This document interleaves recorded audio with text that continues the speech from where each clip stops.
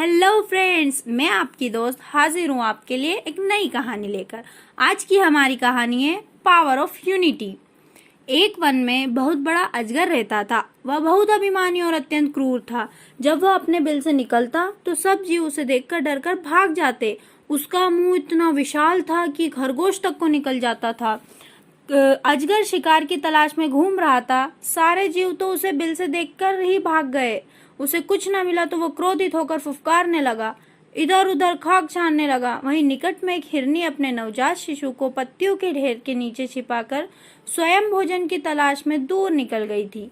अजगर की फुफकार से सूखी पत्तियां उड़ने लगी और हिरनी का बच्चा नजर आने लगा। अजगर की नजर उस हिरनी के बच्चे पर पड़ी।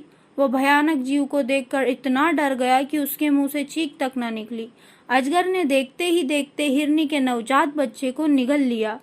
तब तक हिरनी भी लौट आई थी। वह क्या करती, आंखों में आंसू लिए खड़ी रही, अपने बच्चे को एक दुष्ट का भोजन बनते देखती रही। हिरनी के शोक का ठिकाना न रहा। उसने किसी न किसी तरह अजगर से बदला लेने की ठान ली। हिरनी की एक नेवले से दोस्ती थी। शोक में डूबी हिरनी अपने मित्र नेवले के पास गई और रो रो कर उसे अपनी दुख भरी कथा सुनाई। नेवले को भी बहुत दुख हुआ।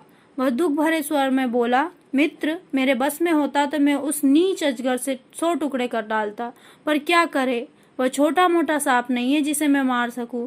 वह तो एक अजगर है, अपनी पूंछ की फटकार से ही मुझे अधमरा कर देगा।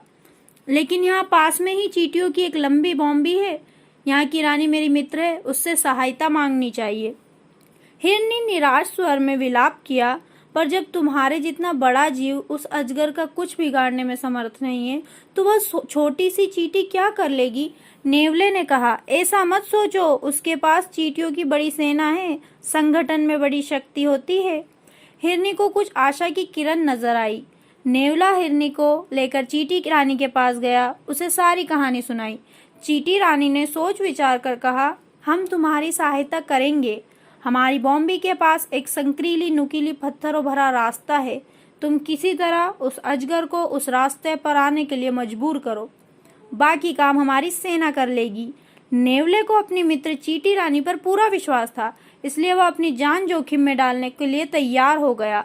दूसरे दिन नेवला जाकर सांप के बिल के पास अपनी बोली बोलने लगा। अपने शत्रु की बोली सुनते ही अजगर क्रोध में भरकर अपने बिल से बाहर आया। नेवला उसी संकरे रास्ते वाली दिशा में दौड़ा। अजगर ने पीछा किया। अजगर रुकता तो नेवला मुड़कर फुफकारता। अजगर को गुस्सा दिलाकर फिर पीछा करने लगा। इसी प्रकार नेवले ने उसे संकरीले रास्ते से गुजरने के लिए मजबूर कर दिया। नुकीले पत्थरों से उसका शरीर छिनने लगा। तब तक उसका काफी शरीर छिल गया था, जगह जगह से खून टपक रहा था। उसी समय चींटियों की सेना ने उस पर हमला कर दिया। चींटियां उसके शरीर पर चढ़कर छिले स्थानों पर नंगे मांस को काटने लगी। अजगर तड़प तड़प कर शरीर को पटकने लगा, मांस छिलने लगा। चींटियों का आक्रमण के लिए नए नए स्थान मिलने लगे। अजगर चींटियों का क्या बिगाड़ता, वे हजारों की गिनती में उस पर टूट पड़ी थी। कुछ ही देर में क्रूर अजगर ने तड़प तड़प कर दम तोड़ दिया। तो दोस्तों, हमें इससे यह शिक्षा मिलती है कि यूनिटी बड़े बड़े को धूल चटा देती।